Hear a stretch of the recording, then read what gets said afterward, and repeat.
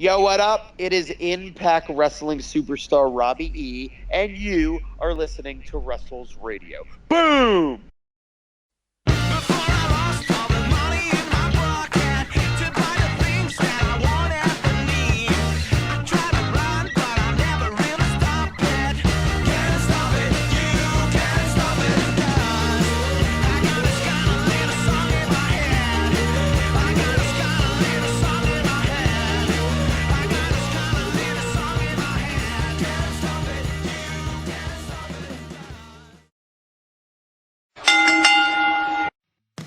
C'est Wrestles Radio, spécial Late Night Wrestles avec Rubenito. Bonsoir et bienvenue pour ce nouveau live de Late Night Wrestles. Un live sur lequel on va revenir sur Payback, bien sûr, qui a eu lieu hier soir, si vous nous écoutez en live. Un pay-per-view où c'est quand même passé pas mal de choses. Déjà, il y avait un bon petit public made in Chicago. Qui était assez cool et assez divertissant. Déjà rien que le public, c'était assez sympa. Et c'est quand même une soirée, c'est le premier pay-per-view de la nouvelle ère de la WWE, puisqu'ils nous l'ont vendu comme ça, un peu sorti de nulle part, puisqu'on n'avait pas trop eu de teasing sur le fait qu'on changeait d'ère. Pour m'accompagner ce soir dans la nouvelle ère de Wrestles Radio, dans l'ère 2016, c'est une nouvelle ère parce qu'on a un nouveau logiciel d'enregistrement qui devrait faire que normalement on devrait plus bugger. Et pour m'accompagner, il y aura donc Steph McMahon et et Shane McMahon. Je sais pas qui c'est que je vais mettre dans le rôle de la fille, mais je pense que ça va être bien sûr toi, Pierre. Bonsoir, Pierre. Ouais, comme par hasard. Bonsoir tout le monde. C'est totalement hasardeux. Ouais, voilà, nous sommes dans l'ère Hangout de Wrestles Radio. Ça fait plaisir en tout cas de revenir en live parce que moi ça faisait longtemps. Et c'était pas plus mal. Donc le deuxième qui nous accompagne est là depuis pas longtemps. Il a pas eu une absence de 7 ans, mais il est juste pas là. Enfin, il est juste là depuis pas longtemps, pardon. C'est donc notre Shane McMahon à nous. Alors on attend de voir en live sur Periscope la danse de Shane O'Mac. Si tu es d'accord pour faire ça, Fred, à l'occasion, on sera tout heureux de te voir danser à la Shane McMahon. Ouais, ça sera peut-être pas beau à voir. Bonjour à tous. C'est pas toujours beau à voir, hein. À la limite, la chanson, quoi. Here comes the money. Ça, je peux le faire, mais la danse, ça va pas être terrible. On a déjà Redo sur le theme song de Money in the Bank, alors. C'est vrai. Donc pour ce soir, je serai votre papa à vous deux et je vous aiguillerai dans les choix que vous avez à faire pour discuter de ce Payback 2016. Alors, on va commencer tout de suite, on va rentrer dans le vif du sujet avec le pré-show que seulement Pierre a vu. On est des mauvais élèves, Fred et moi. Alors, le pré-show, il y avait 2 matchs. Il y avait bien sûr Baron Corbin et Dolph Ziggler pour le premier match. Et le deuxième match était encore une revanche de WrestleMania, encore en pré-show. Et c'était Kalisto contre Ryback pour le titre de champion des États-Unis. Donc 2 matchs qui étaient placés là. Moi, je m'attendais vraiment à ce que déjà Ziggler Corbin soient dans le show principal. Je m'attendais pas que ce soit en pré-show. Et je m'attendais surtout pas au résultat, à la défaite de Corbin, qui sert plus ou moins à rien, quoi, puisqu'il est dans un push majeur après la victoire à WrestleMania. Je sais pas ce que t'en penses, Pierre, mais pour moi, j'ai trouvé ça assez surprenant, quand même. Bon, en fait, le souci, c'est surtout la manière dont il a perdu, c'est-à-dire sur un roll-up, ce qui est pas terrible quand on veut mettre en avant un big man. Et bon, ils ont juste joué sur le fait qu'il était un peu trop confiant en lui et du coup, il s'est fait piéger par Dolph Ziggler, qu'ils ont mis en avant comme quelqu'un ayant un peu plus d'expérience.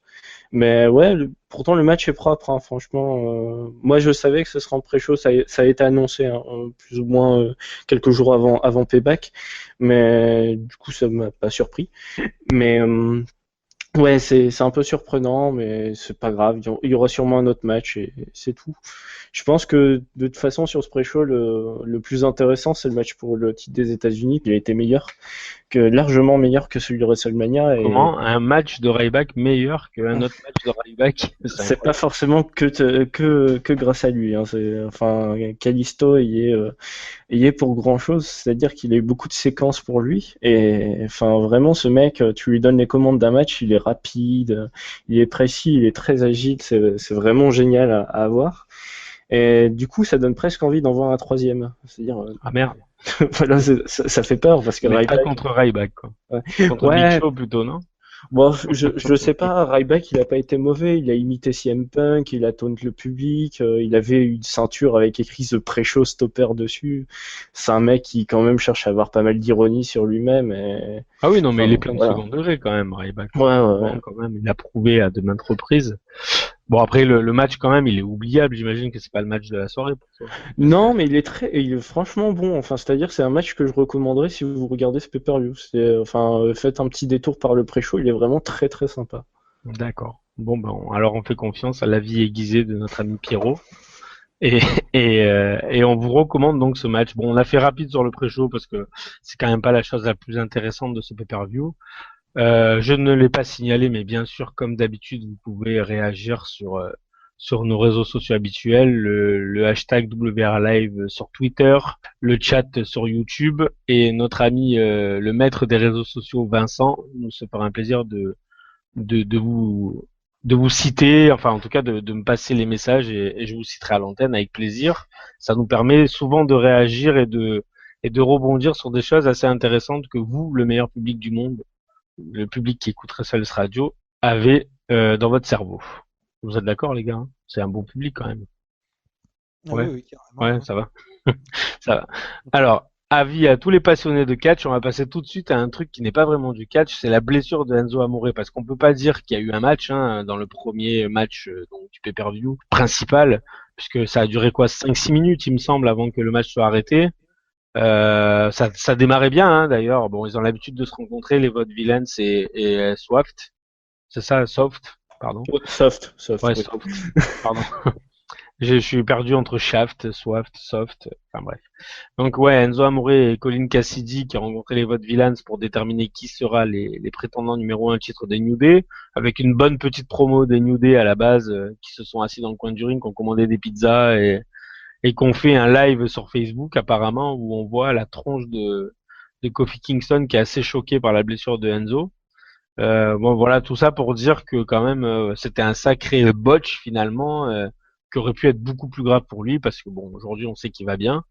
Bon, qu'est-ce qu'il y a à dire là-dessus? Pierre, je crois que t'as un avis aiguisé là-dessus. Et après, Ouais, j'en ai pas mal parlé avec des gens sur Twitter parce que, enfin, déjà, quand tu regardes en live, la première question c'est est-ce que ça fait partie du match ou pas?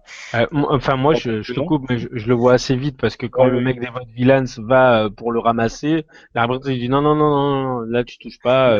C'est surtout Cassidy qui va très vite checker sur son coéquipier, qui lui touche le bras et qui voit très vite qu'il est dans les vapes. Et du coup, qui dit à l'arbitre tout de suite qu'il y a un problème. Et non, ils sont allés assez vite d'ailleurs pour repérer le problème, et ça c'est un point positif parce que bon, ça concerne quand même la santé des mecs.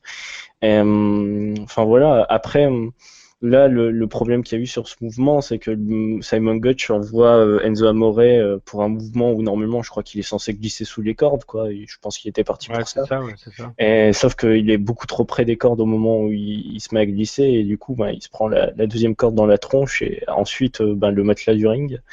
Et c'est très violent, et du coup, ben, commotion cérébrale. Avec d'autres tests qui sont négatifs, mais bon, ça fait quand même, c'est-à-dire ça crée un moment particulier dès le début du show, c'est-à-dire enfin le public est un petit peu en attente de voir s'il va bouger ou quoi, et du coup toujours en attente d'informations, quoi. Ouais, c'est vrai que ça a mis une ambiance particulière au show. Ça serait arrivé en milieu de show, ça aurait pas eu le même impact, je pense. Le fait que ça soit le premier match, que c'est pas un move hyper dangereux à la base, on le voit assez souvent, il y a jamais vraiment eu de problème avec ce move, quoi. Donc c'est ça qui fait l'appréhension, ou en tout cas la retenue que les gens ont, je pense. Non? Non, Oui. si, je suis d'accord, je suis d'accord. Faut aussi signaler que Michael Cole, il est toujours très, enfin, Ouais, dans ces cas-là, il est bon, particulier. hein, en général. C'est vrai qu'il est bon. Enfin, c'est particulier à dire parce que, enfin, c'est bizarre de dire à un mec, t'es bon quand il y a des catastrophes. Oui, quoi. mais c'est vrai, mais après tu vois JBL et du coup il est obligé de sortir de son personnage, par exemple. Ouais, ça c'est clair et net, ouais. Mais enfin, JBL, il est un peu particulier aux commentaires, je trouve. Mais c'est souvent il sort de son personnage, quoi. Euh, mais là, ouais, c'est sûr qu'il il a été très, très classe, Michael Cole. Il a bien expliqué la chose. Il a utilisé les bons mots, etc. à chaque fois. Mais bon. Après, ce qu'on pense pas encore, parce que bah, forcément, je pense qu'Enzo et Incas, ils vont être un peu inactifs du fait de la blessure de Enzo Amore. Mais du coup, comment vont faire les Vaudevillains pour récupérer la chose? Et ça va être intéressant à voir, vu qu'ils n'ont pas beaucoup de réactions depuis qu'ils sont arrivés. Ah bah, pas du tout même, je dirais. Et je pense que, bon, sans vouloir offenser Amore et tout ça, c'est un peu du pain béni pour, pour les Vaudevillains, parce qu'ils peuvent vraiment surfer sur cet incident pour se faire détester de la foule. Je pense qu'ils ont vraiment intérêt à miser dessus, quoi. Maintenant Ouais, maintenant que Amore va bien, ils ont le droit de le faire, quoi. ouais, ce qui est bizarre, c'est que, enfin, ils étaient pas déjà très soutenus à NXT ni très hués. D'ailleurs, ils étaient un peu transparents à NXT et là, dans le grand bain, c'est encore pire pour eux, je trouve. Bah, ils ont un gimmick qui est très particulier. Alors Fred, qu'est-ce que t'en penses toi de tout ça? Pas grand-chose à dire dessus, quoi, vu que ça a été coupé dès le début. Moi, je pensais au départ que c'était pas, enfin, qu'il s'était pas vraiment blessé. Je l'ai vu rapidement et j'ai pas compris de suite, quoi, qu'il était vraiment dans les vapes. Et puis, bah, pour le futur, bah, ouais, je pense que bah, Enzo va être de côté un certain temps. Enfin, ça dépend comment évolue sa commotion. Et pour les Vaudevillains, bah ouais, vu qu'ils n'avaient pas de réaction, bah, comme tu dis, ouais, ce serait peut-être bien de surfer dessus et qu'ils profitent ouais, de la blessure pour Oui, un peu comme à l'époque de relancer Del le- Rio qui disait qu'il avait mis la retraite, Edge à la retraite, quoi. Ouais, voilà, par exemple. Ouais. Et puis surtout, en fait, là, pour Enzo Amore, ce qui l'attend, c'est le protocole commotion cérébrale.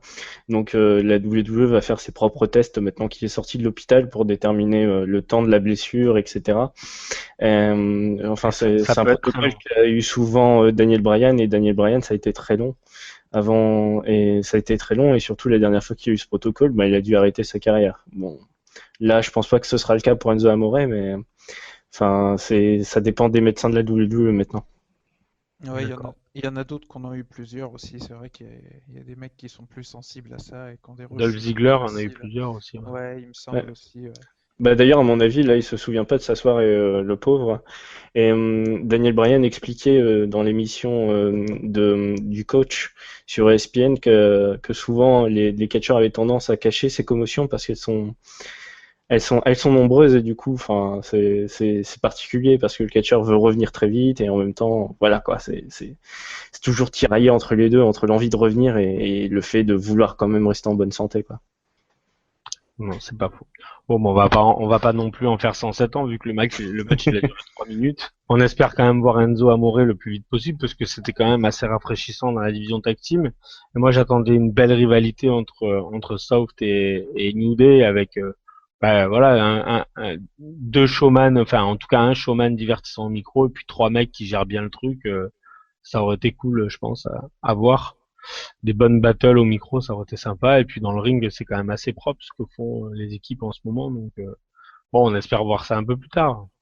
Donc bon, pour la suite, bon, on va faire un bloc de deux matchs parce que finalement les deux ils sont assez reliés. Donc il y a eu un Kevin Owens qui a battu Sami Zayn clean. Je le signale parce que c'est quand même assez rare.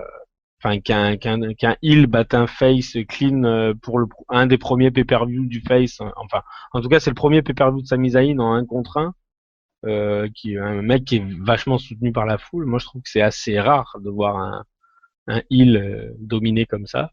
Et après, le deuxième match, donc c'est le match pour le titre pareil, intercontinental, avec le Miz accompagné de Maryse qui a battu Cesaro en 11 minutes 18.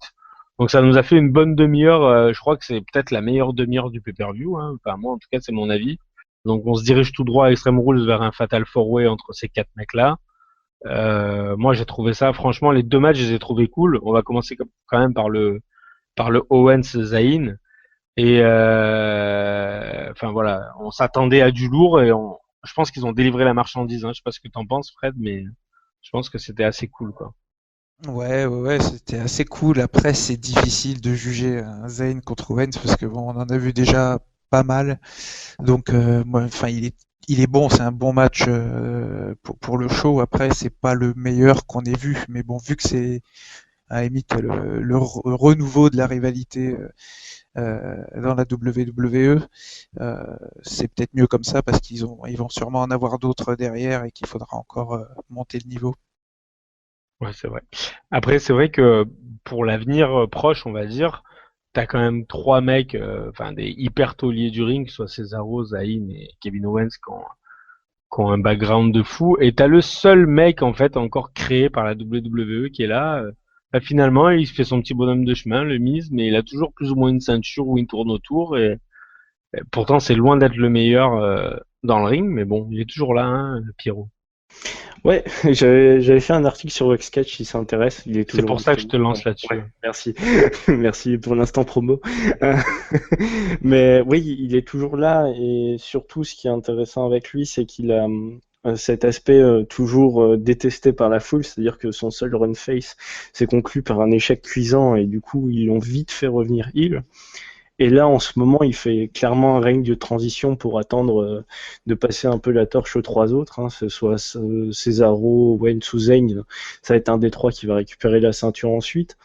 Et c'est intéressant de voir aussi que cette demi-heure où on voit les quatre du coup qui sont très proches est quand même fantastique dans le sens où déjà ils reprennent le flambeau après la blessure de Amore et qu'ils arrivent à rechoper la foule très très vite. Le match entre Owens et Zayn, il est vraiment bon. C'est-à-dire qu'il n'y a vraiment pas de déchets techniques. Je pense qu'il doit y avoir un mouvement à peu près hésité ou quelque chose comme ça, mais le reste, il est propre.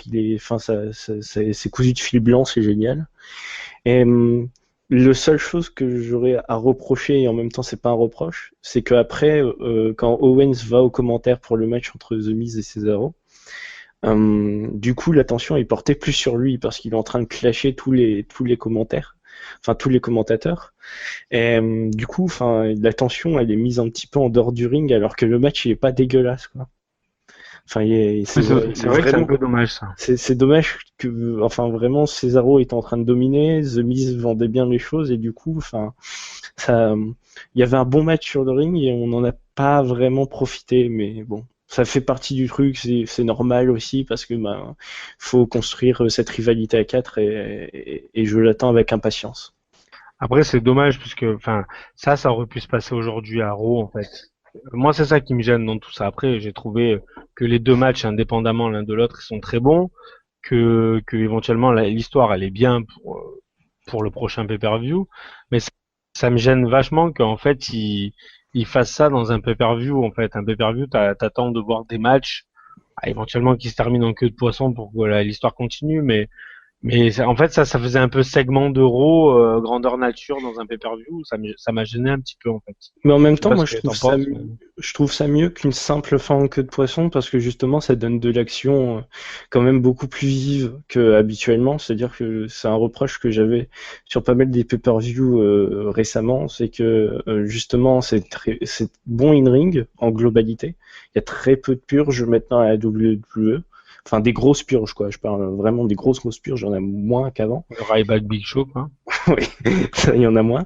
Et, mais ça manquait un petit peu, comment dire, d'un souffle un peu original, un souffle un petit peu, comment dire, imprévu. Et vraiment, ce côté Zayn qui revient fracasser la gueule, ça donne tout de suite un sens au fait que cette rivalité, elle va jamais. Moi, honnêtement, je m'y attendais à ça.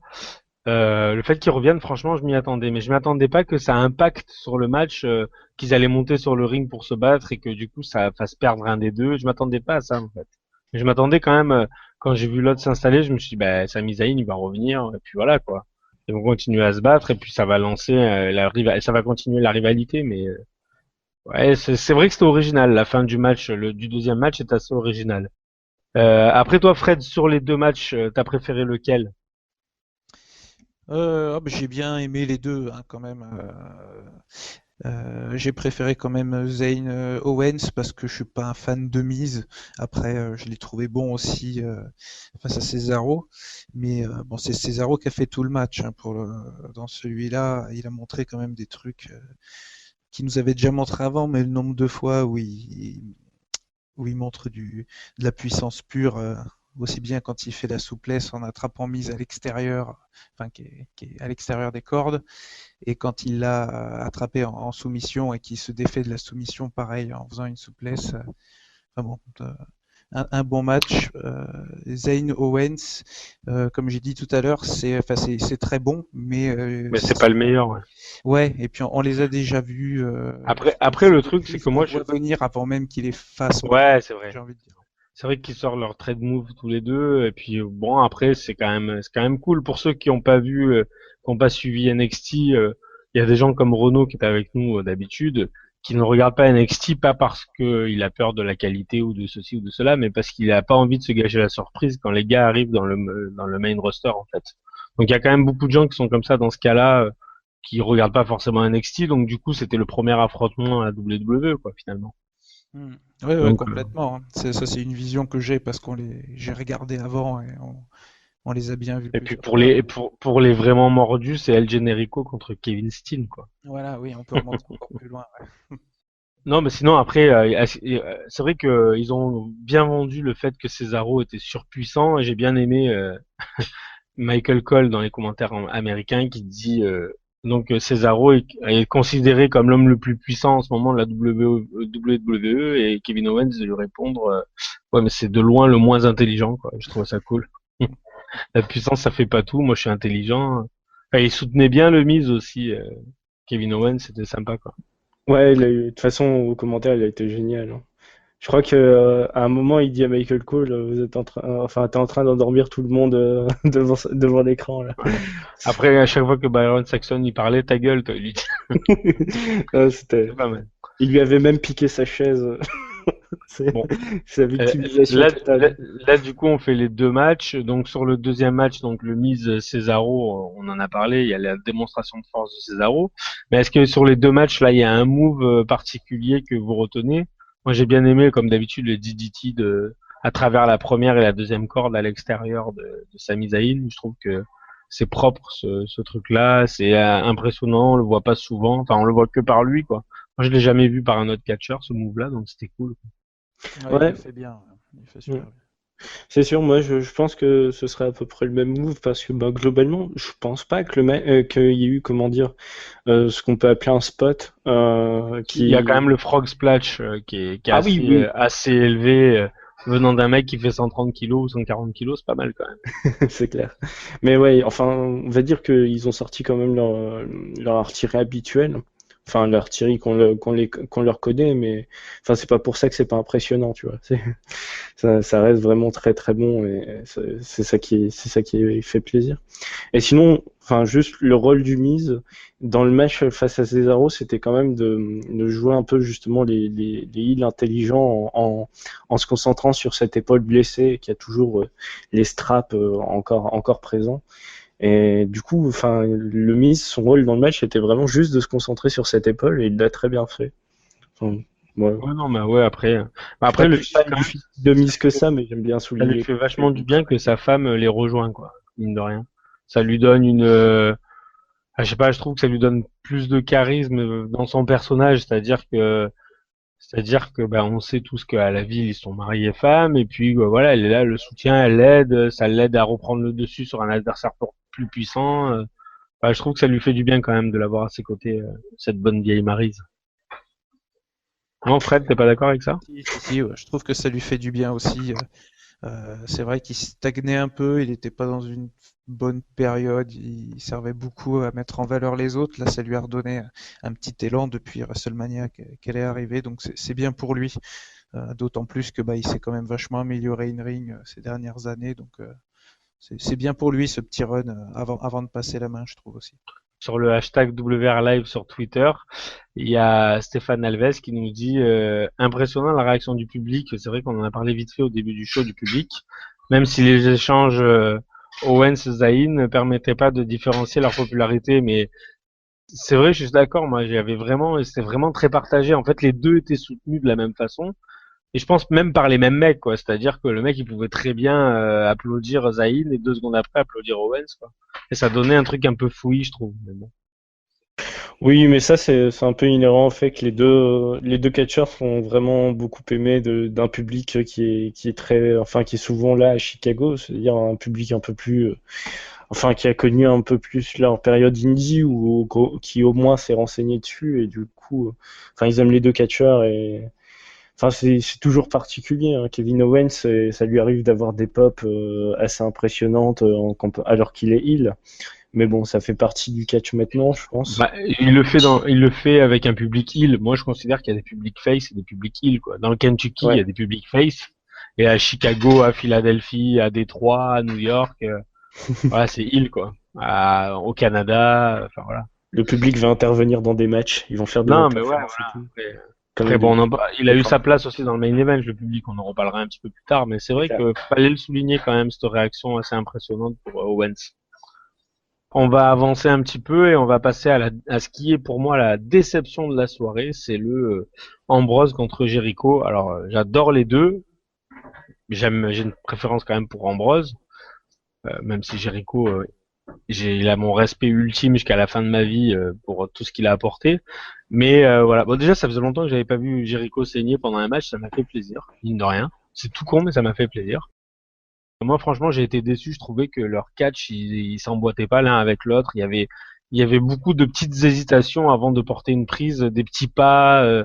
C'était pas fluide comme Ambrose a l'habitude de faire par exemple avec Seth Rollins ou avec d'autres catcheurs très techniques. Là, il y avait ce côté où Jericho, j'ai l'impression qu'il avait du mal à se placer. Moi, je sais pas, je suis assez négatif sur ce match-là. Donc, Fred va se lancer, va me donner d'accord ou pas, et puis Pierre finira cette discussion. Vas-y, Fred, pardon, on t'écoute. Ouais, bah, je te trouve assez dur. J'ai pas trop ressenti. Pour le coup, ma femme aussi me trouve assez dur. Mais...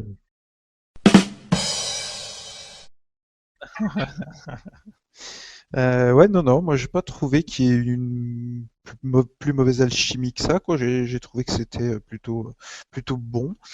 Le match est assez long, hein, il est plus long que les deux précédents au final.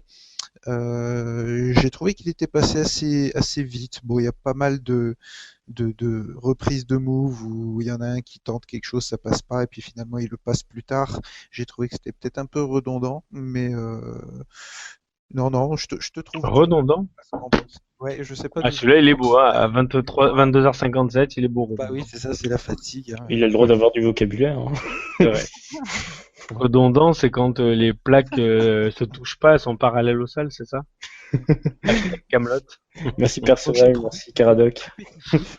Voilà, on va faire ça. Donc ouais, toi Pierre, est-ce que tu trouves que je suis dur ou est-ce que tu es plutôt de l'accord de l'avis enfin, est-ce que tu es plutôt de mon avis ou de celui de Fred du coup? Écoute, j'aime bien la dur, alors non, pardon. Non, ne mais dévoile pas les dessous. je suis plutôt d'accord avec toi, Rubenito, parce que j'ai un problème en ce moment avec Ambrose, c'est que sur le in-ring, il m'ennuie assez rapidement. J'ai un problème avec son ring, enfin son setup de move. Enfin, ses mouvements in-ring, ils commencent à vraiment m'ennuyer, ils sont prévisibles et je trouve qu'ils sont pas très impactants. Et du coup, c'est assez dommage pour un catcheur qui vraiment a une popularité qui pourrait l'emmener plus haut. Et je trouve que c'est pas le bon moment justement pour qu'il ait une baisse de régime, alors que je pense que cette année ce sera peut-être la sienne, enfin. Et enfin, pour ça, je suis un peu gêné par ce match. Jericho a dominé et je m'y attendais pas du tout. Alors, je m'attendais vraiment à Ambrose un peu plus féroce, un peu plus mis en avant. Et là, il s'est fait un peu dominer par Jericho. Et je trouve ça toujours un peu spécial, quoi, de voir Jericho dominer un match parce qu'on n'est plus vraiment habitué, quoi. Ah si, quand même. Attends, il a battu le challenger au titre suprême il y a 4 semaines. Enfin, ouais, mais clean en plus. Je veux dire, il n'a pas eu autant de phases de domination depuis un moment, je trouve. C'est-à-dire que vraiment sur le ring, il a pratiquement fait tout le rythme du match. Là, dans les prochaines semaines, il en aura plus parce qu'apparemment, il prend une pause. Apparemment, mais bon. Mais du coup, j'étais un petit peu moyen sur ce match. Je l'ai trouvé moins bon, bien sûr, que les précédents. Je pense qu'aussi sa place dans le show fait qu'on a une mauvaise appréciation. Mais ouais, il était mou, quoi, ce match. Il a eu beaucoup de mal à démarrer, il a eu beaucoup de mal à finir tout simplement. Même le Dirty Deeds, il a aucun impact. Et enfin, c'est ça qui me dérange beaucoup. Je suis comme toi en fait, je suis déçu. Moi, je suis déçu parce que c'est vraiment deux mecs que j'aime bien et je pensais vraiment que ça pouvait, en dehors du Zayn Owens, ça pouvait être le show stealer en fait. Donc, Surtout que c'est une des rivalités qui a été les mieux construites ouais, voilà. depuis WrestleMania, alors que, bon, quand tu vois le AJ Styles Roman Reigns qui mêle Build, etc., là, celui-là, il était bien foutu, et je trouve qu'ils ont aussi pas assez intensifié sur la promo du match, quoi. Enfin, je sais pas, il y a un truc qui est pas passé, j'ai pas senti un petit peu l'intensité qu'il aurait dû avoir. Ouais, je suis assez d'accord. Mais après, il y a quand même des moves sympas, hein. Il y a des Lion Salt qui sont réussis, il y a des trucs cool, hein. Mais ouais, c'est C'est pas vrai une que purge. voilà, non. Moi, si on devait mettre une note, moi je mettrais, allez, la moyenne, quoi, 10 sur 20. Moi, je mettrais mais sur 10. Bon, on va passer au match féminin, qui est la deuxième grosse déception de la soirée, avec un faux screwjob qui vient de nulle part, qui est incompréhensible. Enfin, franchement, moi j'ai pas compris du tout pourquoi l'arbitre a décidé de faire un screwjob 19 ans après, quoi.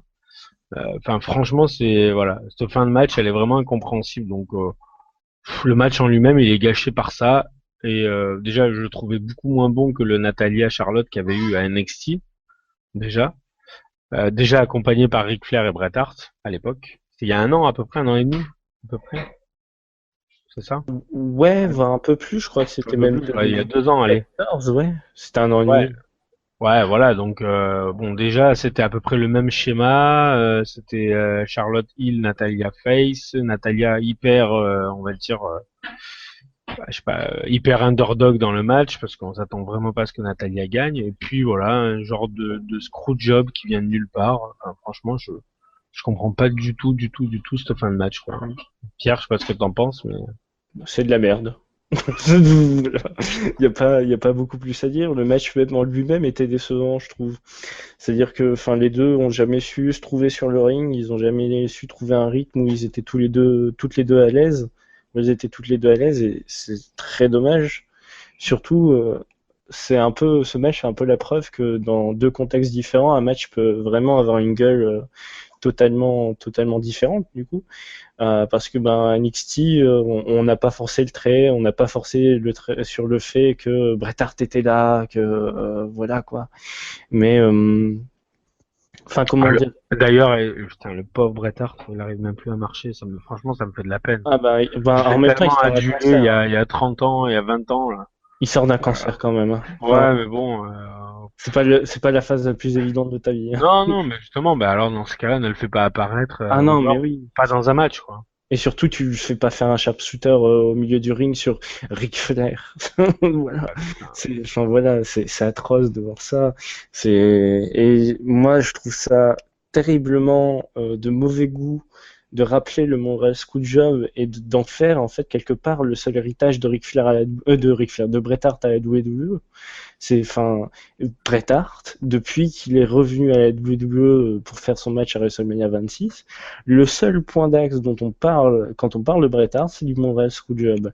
Mais il a fait plein d'autres trucs. Enfin, je sais pas. Ouais, Bret Hart, il a il une existe carrière, quand même. autrement. Bret Hart, il existe autrement que par le Montreal Screwjob. C'est quand même sacrément con de se baser là-dessus. Et puis, ben aussi, du coup, un manque de confiance par rapport aux deux meufs que t'as, enfin, à Natalia et à Charlotte que t'as sur le ring, qui normalement font un très bon travail et qui là, bon, se sont loupés, ça arrive. Mais, enfin, je sais pas si c'est le cadre du match qui les a gênés, mais je sais pas, il y a Bah, vraiment quand eu un tu sais que gros la fin, problème, ça va quoi. être de la merde, ça doit être compliqué d'être motivé, quand même. C'est sûr. Parce que nous, on le sait pas que la fin, ça va être de la merde, mais elles, quand elles rentrent sur le ring, elles le savent. Ouais. Je suis un peu le kayfabe, mais je suis désolé, les gens, ils le savent, quoi. Oui, c'est sûr. Fred, qu'est-ce que t'en penses, toi, de cette fin de match alambiquée? Ouais, je t'ai battu. La fin de match est bien pourrie. Ouais. C'est vrai que je m'attendais pas à ça et j'avais pas envie de voir ça. Après, je vous trouve un peu dur sur le match en question. C'est sûr que bon, c'est loin d'être ce qu'on a eu de mieux récemment chez les Divas, mais bon, comparé à ce qu'on a pu avoir. On dit plus les divas, on dit plus les divas. Oui, ouais. Habitue, s'il te plaît, sinon on va recevoir des mails, on va On est avoir des passé d'une organisations diva sur nous. révolution à une évolution de la femme. On va avoir Mademoiselle qui va faire un article sur nous, enfin voilà quoi. Ouais, Ça va être terrible.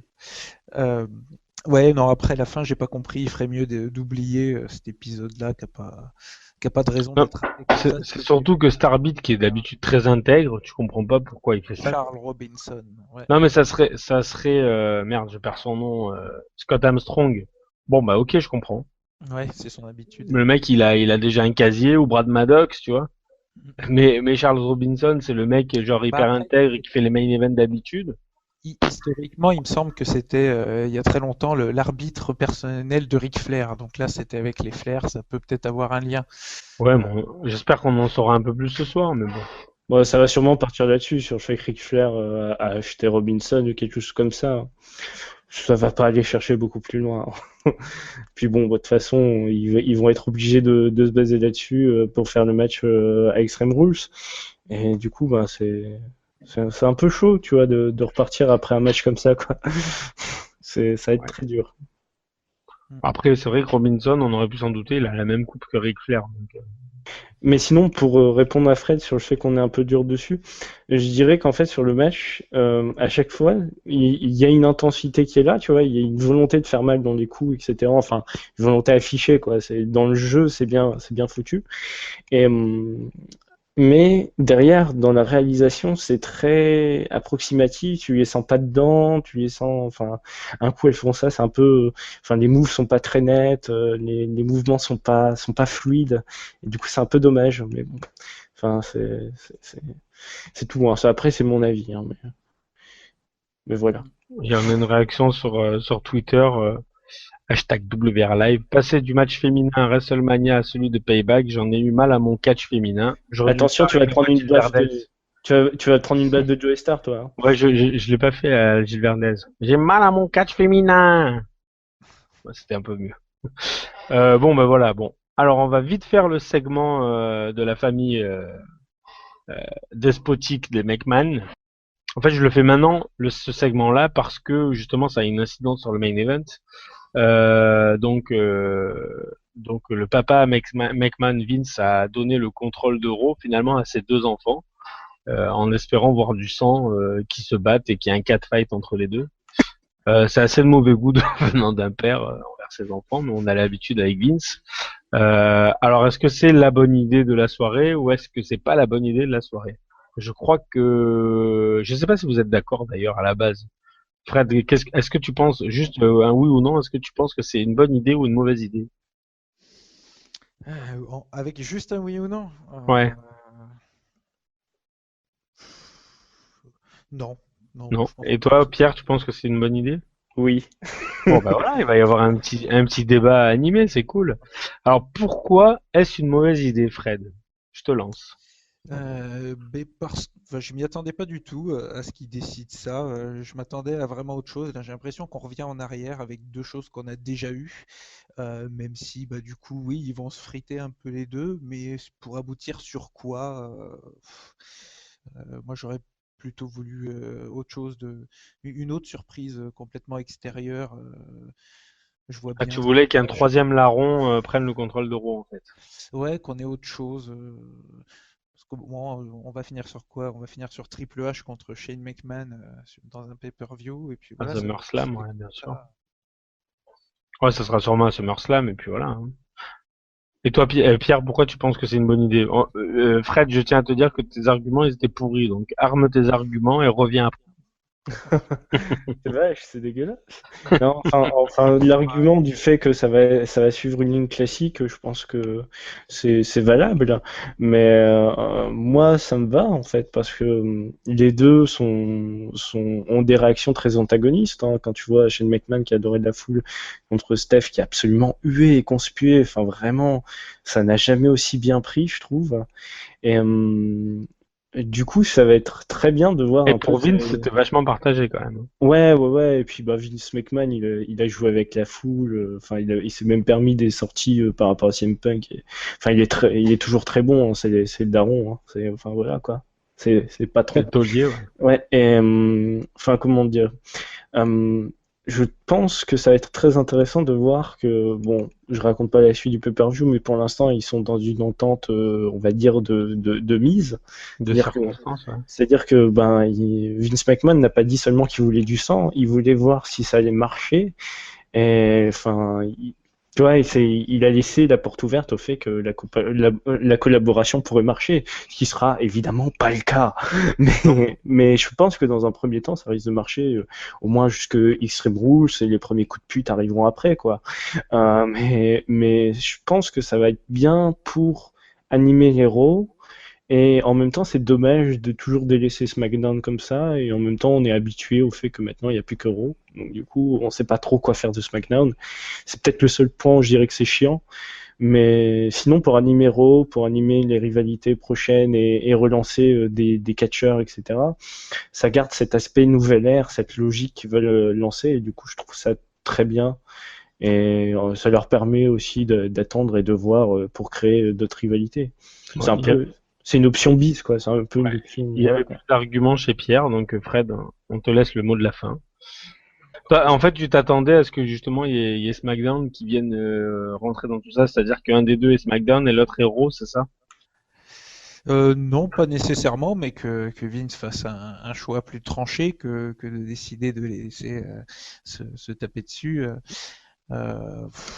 Ouais, non, Bah, en fait, pardon, excuse-moi, je te coupe juste là-dessus. Ouais, Je vas-y. pense que ce choix-là de pas choisir clairement l'enfant prodige, c'est pour garder Vince dans cet alignage un peu hybride, c'est-à-dire que c'est le patron et c'est lui qui tranche et du coup cet aspect d'arbitre. Parce que s'il aurait choisi Shane McMahon, il aurait fait une décision face, et s'il avait choisi Stephanie McMahon, ça aurait été une décision heel.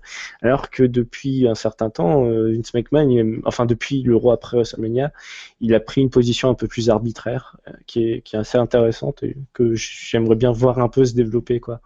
De le voir un petit peu là et dire ouais, C'est ça pas c'était dit que bien, ça jusqu'à c'est pas bien. SummerSlam on le voit, quoi. Moi, je Ouais, pense pas ouais. que jusqu'à SummerSlam on va le Je pense, revoir, hein. je pense qu'il va apparaître, hein. Je pense qu'il va apparaître 2-3 fois pour juger. Tu vois, il va y avoir un petit peu des jugements entre deux pour voir comment ça se passe, quoi. À mon avis, ils vont être sous contrôle, quoi. Donc j'ai lancé Fred et c'est encore Pierre qui parle, c'est fou ça. Désolé. Donc toi tu t'attendais quand même Fred à quelque chose de plus, pas de plus surprenant, quoi, voilà. Ouais, C'est ça. voilà. Ouais, bah après, en même temps, c'était pas un segment que j'attendais vraiment dans le pay-per-view non plus, hein.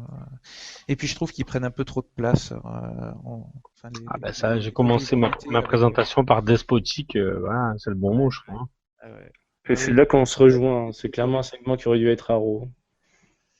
Ouais, là encore. Donc en fait c'était un Raw de 3 heures. Ah bah comme les Raw d'habitude. Non, mais enfin là, je parle plutôt du fait que, enfin, encore une intervention dans un match, ça va, quoi, ça fait partie un petit peu, c'est pour construire des choses, etc., et pour créer un peu de surprise.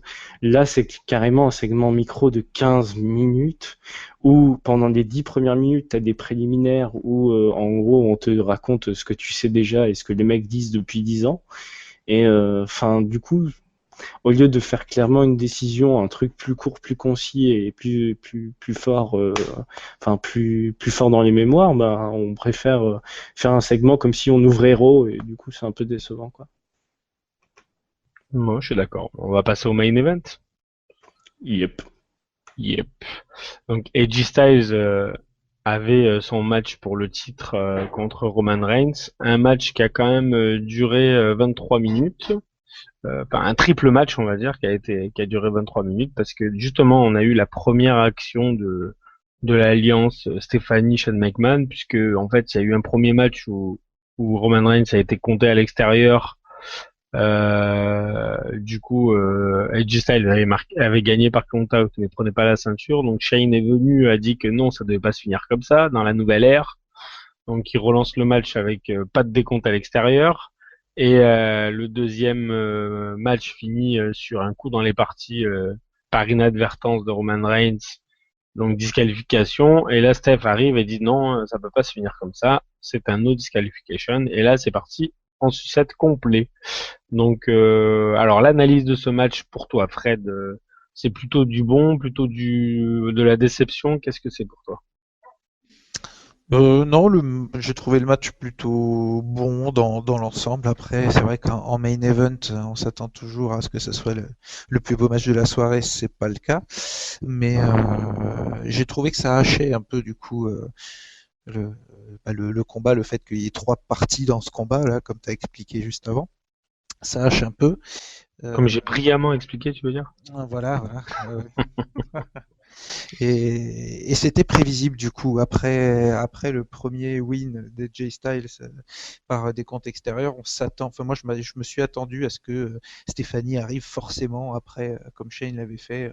Donc, on voit comment va se finir le combat et le fait que AJ Styles gagne 2 fois, on se doute après que finalement c'est Roman qui va conserver, même si Ouais, ça pue du des cul pour la fin, quoi. interventions, donc il y a d'autres choses encore, mais je l'ai senti venir, du coup ça m'a gâché un peu la fin du combat. Alors, dites-moi si vous avez eu cette impression comme moi. Je me suis dit quand les Karl Anderson, Doug Gallows sont arrivés, je me suis dit merde, je sens Seth Rollins et Dean Ambrose venir défendre Roman Reigns, mais en fait non.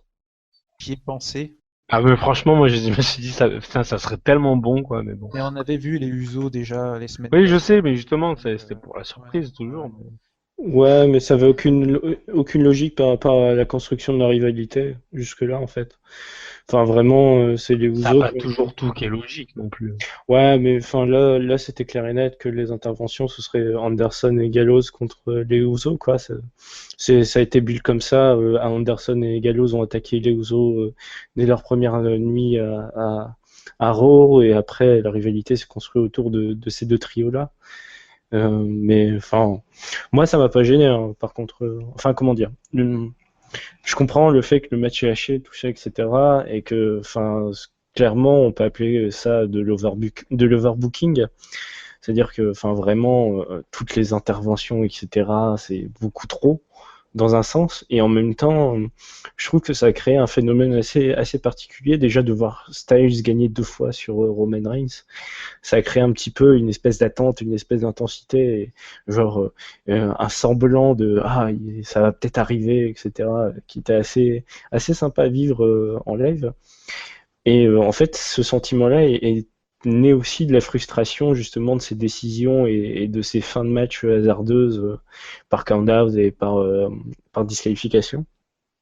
Mais surtout, j'aimerais bien souligner, c'est le match de AJ Styles qui est fantastique. Ah ouais, franchement, très très bon match. C'est son meilleur match depuis qu'il est arrivé à la WWE. Ça, il n'y a pas de débat, je pense, à faire là-dessus parce que, Faudrait que Renaud nous confirme ça, mais je pense que un mec qui arrive à la WWE, qui est en main event de pay-per-view au bout de 3-4 mois, ça n'a pas dû arriver souvent en dehors de l'invasion où forcément il y avait des main eventers qui arrivaient. Et je trouve qu'en fait, du coup, dans l'esprit de nouvelle ère, t'as quand même le fait que avant un catcheur qui arrivait, même avec une carrière longue comme le bras, comme AJ Styles par exemple, on aurait dit que c'était un rookie presque à la WWE, tu vois. Alors que là, il rappelle quand même le fait qu'il a été champion du monde au Japon. Bon, il parle pas de la TNA, mais il parle du Japon, il parle du fait que c'est un mec qui a une immense carrière, qui est un Hall of Famer dans d'autres fédérations, etc. Enfin, un possible Hall of Famer, on va dire. Du coup, ça rajoute de la crédibilité, je trouve, à la WWE et au personnage des G-Styles. Parce qu'un mec comme ça, avec cette carrière-là, qui arrive à la WWE, il y a 10 ans, en fait, il passe pour un débutant, quoi. Et je trouve que, voilà, après, c'est vrai, comme le dit Vincent sur le chat, avec Internet, la WWE ne peut plus ignorer, mais quand CM Punk arrive, Internet existe déjà, et il arrive comme un rookie, quoi, tu vois. C'était quand Idem même. pour Daniel Bryan, c'était il y a pas longtemps, Daniel Bryan, c'était il y a 5 ans, hein. Ouais, mais tu vois, quand CM Punk arrive à la WWE, il n'y a pas Twitter, il n'y a pas Facebook qui a une place aussi forte, tu vois. Ouais, mais bon. Et Moi, je d'ailleurs, trouve justement, quand même que là-dessus, je trouve que la WWE, ils font un effort et c'est assez bien, je trouve. bah, tu sais, la WWE, elle fonctionne un petit peu enfin, elle va où le vent les pousse. Et du coup, enfin, l'air du temps, maintenant, c'est vraiment de connaître tout le background, le fait que le kayfabe n'existe plus, ou s'il existe encore chez certains, et généralement, t'as toujours 30 commentaires de connards pour dire, oh là, tu sais pas que la WWE, c'est prédibilité ou quoi. Enfin, voilà, quoi. Les gens laissent plus trop cette part de magie aux gens, c'est dommage. Mais en même temps, bah, ça fait partie du jeu, et du coup, maintenant, ça change un petit peu la vision sur certains catcheurs. Oui, ça change la donne, puisqu'il Il y a du positif, dans un match il y a comme du ça, il négatif. n'y a pas de face, et ça va très bien, je trouve. Ouais. C'est l'exemple type où où le heel enfin le face peut avoir des mouvements heel et puis que ça change pas grand-chose à leur personnage en fait. C'est clair et net. D'ailleurs, là, tu vois, il a pas fait son effarouché quand il a vu Anderson et Gallows arriver, quoi. Il s'en est bien rendu compte au bout d'un moment, parce que bon, t'as les commentateurs qui font «Oh, je suis pas sûr qu'il ait vu Anderson et Gallows arriver», mais bon, au bout d'un moment, il les a bien vus et ça l'a pas gêné pour faire le match, quoi. Non, bien sûr, bien sûr. Et toi, Fred, t'en penses quoi, toi, du coup, le fait que la WWE ne dénie pas la carrière des mecs qui arrivent maintenant. Je pense que la WWE prend ce qui l'intéresse et laisse ce qui l'intéresse pas. Elle va le faire pour asseoir certains personnages ou certains lutteurs ou catcheurs comme AJ Styles, à qui ça apporte beaucoup. Et puis, il est déjà connu par la plupart des fans. Il y en a d'autres, on va complètement passer, même s'ils ont fait des trucs bien, on va complètement effacer et repartir sur un nouveau personnage. Je pense qu'ils sont assez libres là-dessus. Ça dépend de ce qu'ils veulent faire avec le mec en question. Je pense. C'est assez Ouais, libre. c'est vrai aussi que AJ Styles, c'est peut-être quand même un truc à part. Bon, Puis, Kevin Owens, ils en insistent quand même de sa carrière sur l'Indie. Pareil pour Sami Zayn, ils insistent quand même dessus. Ouais, mais c'est pour créer autour de leur rivalité aussi, je pense. ouais, ils utilisent à bon escient, quoi. C'est sûr. Bref, Mais revenons surtout, sur le match. excuse-moi. Enfin, c'est pour AJ Styles, c'est surtout qu'ils ont pris avec Karl Anderson et Luke Gallows et qu'ils ont pris du coup un package Bullet Club sur lequel ils voulaient capitaliser assez vite, je pense. Et du coup, ils avaient besoin un petit peu de ce background avec la NJPW pour balancer un petit peu AJ Styles vite dans le grand bain, quoi. Et c'est pour ça marche très bien d'ailleurs. Enfin, même si c'est pas tout à fait le Bullet Club et que forcément il y aura probablement des hésitations encore, ça va finir par arriver, je pense. Ouais, je pense qu'ils vont faire un truc comme ça. Mais ça, c'est rare aussi des clans qui passent d'une fédération à l'autre avec leurs membres, enfin, etc. Bon, le match. Revenons à nos moutons. Le match, plutôt déçu, plutôt surpris. Moi, j'étais agréablement surpris par on va dire, au deuxième redémarrage. J'avais bien aimé, quoi. Après, la fin, je trouve que comme tu dis, c'est dans l'overbooking et ça me gêne un petit peu, mais les deux premiers matchs, ils sont vraiment bons, je trouve. Ouais, je suis d'accord. Et comment dire, c'est surtout. C'est Roman Reigns, moi, qui m'a agréablement surpris dans son changement d'attitude. Je sais pas, il est en train d'essayer de passer à autre chose, du mec tout gentil enfin, je sais pas. J'ai l'impression qu'il est Ouais. en train de se créer un truc un peu plus, ouais, un peu mieux, quoi, pour lui, quoi. En fait, c'est bien parce qu'il essaye un petit peu de passer dans un mode rien à foutre, je garde mes fans et puis aux F des autres, quoi. C'est un peu comme ça. Et en même temps, de temps en temps, tu vois, l'affrontement verbal avec AJ Styles était quand même très pauvre et très très niais. Et c'est ça qui est un peu dommage, c'est-à-dire qu'il a toujours cette attitude un peu badass, c'est-à-dire qu'au début, quand AJ Styles a été annoncé challenger, il était un peu condescendant avec lui, il lui a fait des petites tapes sur l'épaule, comme ça, c'est genre, ouais, c'est bien, t'es challenger, mais bon, moi je te baise, quoi. Enfin, mais du coup, c'est dommage, tu vois, qu'il ait pas une constante sur son personnage qui lui permette de passer à autre chose par rapport au fait que la WWE en voulant en faire son héros et que ça n'a pas fonctionné. Là, il va avoir une posture qui va être de dire, bah, de toute façon, maintenant, je suis champion et puis, bah, faites avec, quoi. Deal with it, comme dirait Mais Charles Batista. après, par exemple, JBL le dit très bien. Il dit, bah, les gens, ils l'aiment, les gens, ils l'aiment pas, mais en tout cas, quand il rentre, t'as tout le monde qui est debout. Donc, ils le vendent comme ça, maintenant. Ouais, je trouve qu'ils en font trop aussi. C'est-à-dire que, enfin, pendant le match, je sais pas si tu as senti aussi, mais il y a eu un peu des résurgences de Roman Reigns, Luke Strong. C'est-à-dire que, enfin, sur les close lines, AJ Styles, il est un peu survendu, je trouve. Même si, enfin, finalement, c'est pas gênant, hein, mais. Ouais, mais il y a une telle différence de gabarit que moi, ça me gêne pas. Ouais, non, non, non, au final, c'est juste que là, tu vois, quand tu penses, tu fais bon, ouais, allez, c'est ok. Mais bon, c'est vrai que c'est pinaillé, quoi, mais c'est un petit peu gênant sur les bords, je trouve, de voir un petit peu les catcheurs obligés un peu de survendre et d'avoir un petit peu, comment dire, un traitement à la Lesnar, c'est-à-dire que chaque coup porté par Roman Reigns t'assomme pendant 10 minutes, quoi. Et c'est un peu relou. Mais Et bon. toi, t'en penses quoi, Fred, de tout ça? Du combat, le Ouais, du combat, combat, ouais. Le combat est très bon. ouais, Ouais, t'es bon, pour de ce qu'on peut connaître de Roman Reigns, il y avait quand même une bonne alchimie avec AJ Styles.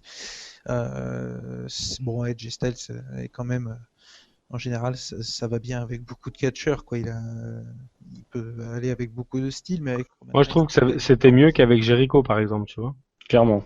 Je trouve. Ouais, pour un premier match, ça m'a surpris quand même en bon. Il y a eu un beau spot aussi quand il a sauté des cordes là, sur la table des commentateurs avec Ouais, le Phenomenal Forearm. Ouais, voilà, je l'aurais pas dit aussi bien. Ouais, non, le match est bien, mais après, en main event, on pouvait s'attendre au clou du spectacle, et puis bon, ça n'a pas été quand même. Tu t'attends à mieux, toi, par le fait que c'est le main event, quoi. Oui, plus par le fait que c'est le main event. Après, quand je vois une opposition AJ Styles Roman Reigns, je juge le combat quand même bien parce que c'était pas évident que sur un premier combat, les deux aillent bien ensemble. Ouais, moi, je sais pas, j'étais agréablement surpris, en fait. J'étais Pareil. agréablement surpris. Bon, après, c'était long à partir, quand même, hein. Les 4-5 Oui, premières mais minutes, ça, c'est c'est quand même, normal. Ça fait partie c'est un peu inhérent à une grande partie des matchs, hein. C'est-à-dire que souvent les catcheurs ont des rounds d'observation et puis le but c'est pas de monter tout de suite tout en haut, quoi, c'est de monter crescendo. Ah, Et là ils l'ont bien fait et et surtout je sais pas si Roman Reigns a fait exprès de bien vendre la prise, enfin, les coups de pied dans la jambe, ou s'il s'est vraiment fait mal, mais j'ai l'impression, moi, qu'il s'était vraiment fait mal à la jambe. non, moi je pense qu'il a vendu. Je pense que enfin Je sais pas, à globalement. la fin même, je voyais qu'il remuait sa cheville dans tous les sens, Ouais, alors que mais ça faisait un moment qu'il avait pas pris de coup sur la cheville. Moi, je pense qu'il s'est fait mal quand même. Moi, je pense ça qu'il peut a pris un arriver. mauvais coup, ouais. Ça peut arriver, mais à mon avis, ça doit pas être très, très, très grave, quoi. C'est un mauvais coup sur. Enfin, tu sais, de temps en temps, tu prends des coups et c'est tout, quoi. Ça passe en 1 ou 2 jours. Enfin voilà. Mais sinon, je trouve que justement, tu parles de ces coups de pied, mais je trouve qu'il y a une intensité particulière au match et apportée par les deux. C'est-à-dire que bon, j'ai parlé un peu de la survente des manchettes ou des prises de Roman Reigns. Mais aussi, Roman Reigns a très très bien vendu toutes les prises de AJ Styles, qui est d'ailleurs ce dernier les a portées vraiment très très très bien, et du coup, ça donnait une bonne grosse intensité au match et c'était très agréable. Est-ce que AJ Styles, il fait pas un peu trop sa prise du coup d'avant-bras Si. il a fait au moins 6 ou 7 ou 10 fois même peut-être. Alors, je crois qu'il l'a fait 4 fois où ça a atteint sa cible. C'est-à-dire, Je crois qu'il a tenté 7 ou 8 fois, il me semble. C'est-à-dire, il y a celui sur la barricade, il y a celui à travers la table des commentateurs, il y a celui tenté et qui est loupé pour le spear, et t'en as un autre qui est fait sur le ring. Je crois qu'il y en a 4. Moi, je crois qu'il y en a un peu plus, mais bon. Oh, peut-être Bref, d'autres tentatives. bref, Hein. moi, ça me gêne un petit peu. Elle est magnifique cette prise, et justement, le fait de la banaliser comme ça, de dire qu'il va te la sortir 5 ou 6 fois dans le match, c'est dommage, quoi. Ouais, c'est dommage. C'est pas une German suplex, tu vois, qu'il a pas C'est réussi sûr. à porter d'ailleurs. Ouais, c'est vrai. Ah, t'en penses quoi, toi, 3 fois. t'en penses quoi, toi, Fred, de cette prise-là qui est magnifique, mais qui est un peu trop utilisée, t'es d'accord ou pas? Ouais, c'est vrai que d'autant plus qu'il a beaucoup d'autres choses, hein, donc. Ouais, voilà, c'est ça qui me gêne. Si encore c'était Ryback qui a 3 prises qui utilise 4 fois la même, je comprends, mais Ouais, non, ça se justifie pas. Donc, pour l'instant, ça va, mais on risque de se lasser vite s'il continue à l'utiliser autant, je pense. quand on voit qu'on se lasse de Dean Ambrose, enfin pour certains. Ouais, après, Faire c'est attention, c'est- AJ moi, Styles. ça peut très très vite revenir, hein, je pense. J'aime bien Dean Ambrose, moi, mais là, en ce moment, c'est sûr que bon, ça arrive. Des fois, il y a des périodes avec, des périodes sans. Bon, on va passer aux notations, si vous avez plus grand-chose à dire. La première notation, je voulais, si vous aviez un MVP de la soirée, Fred par exemple, le MVP de la soirée pour toi, c'est qui? Je mettrais Owens. Ouais, pas mal, bon choix. Et toi, Pierre? Pareil, Kevin Owens, parce que enfin, le mec, il a contrôlé 1 heure de show à lui tout seul. Enfin, c'était le Kevin Owens show, comme il aime bien le dire. Ouais, moi aussi, j'ai bien aimé Kevin Owens parce que il a gagné son match clean et qu'après, quand le match entre Miz et Cesaro a terminé, c'est encore lui qui était debout dans le ring et qui a fait tomber Cesaro, s'est mis à in. Je trouvais que c'était cool, quoi. Ouais, et puis ça faisait longtemps qu'il avait pas Sentiment terminé. de puissance comme ça, là. Ouais, ça faisait longtemps qu'il avait pas terminé un pay-per-view avec une aussi grosse démonstration de puissance, quoi. Ouais. Depuis sa victoire l'Euro, face à depuis la Sina. victoire contre Sina, quoi. Ouais, c'est clair. Ça C'est fait ça. un an finalement bientôt là. Ouais. Mais à l'inverse, ça fait pas du bien à Sami Zayn quand même. Ouais, bien sûr. Parce que lui, il a enchaîné depuis qu'il est arrivé, il a enchaîné que des défaites pratiquement. C'est un peu ce côté underdog qu'il a constamment, Sami Zayn. Il avait aussi ce côté-là NXT, c'est-à-dire proche mais de gagner et jamais. ce genre de personnage, un peu à la Daniel Bryan, c'est facile de leur donner un bon run, Oui. 3-4 victoires d'affilée contre des bons mecs, et puis c'est parti, quoi. Surtout que Sami Zayn est ultra populaire. Enfin. Et du coup, après après le MVP, le LVP, le Lace Value Player, Oh, toi Pierre. Charles Robinson. Ah putain, j'avais carrément oublié ce match. Et toi, Fred.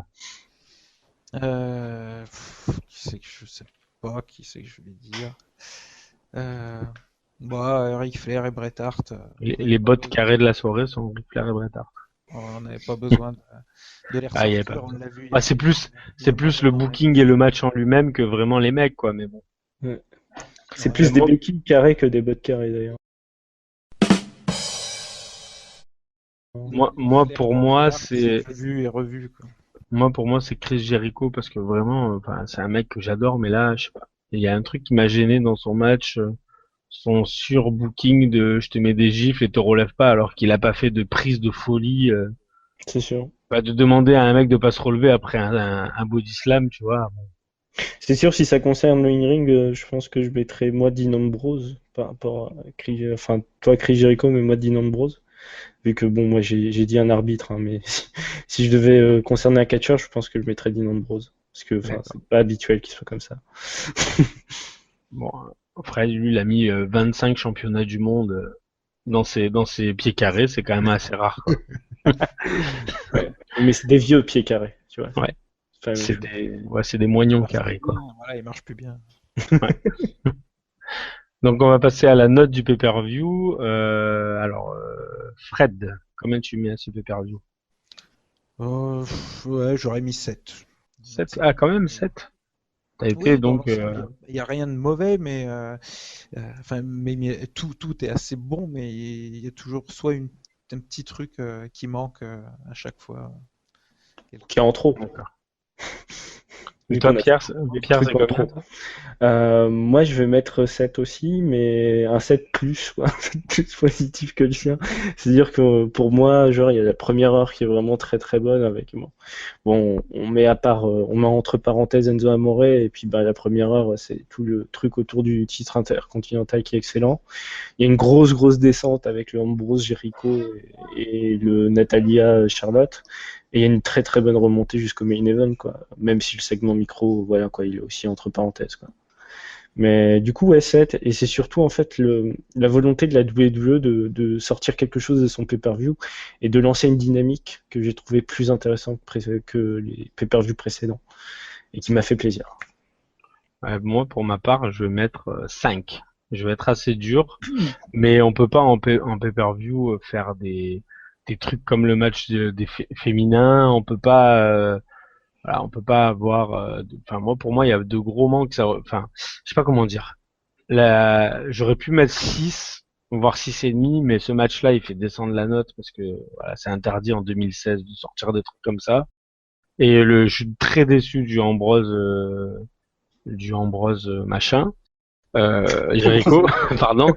Et le main event, il apporte pas assez pour moi si je devais noter le match seul, je lui mettrais 6. Donc c'est pas assez suffisant, si tu veux, pour remonter ma note globale. Donc pour moi, c'est 5.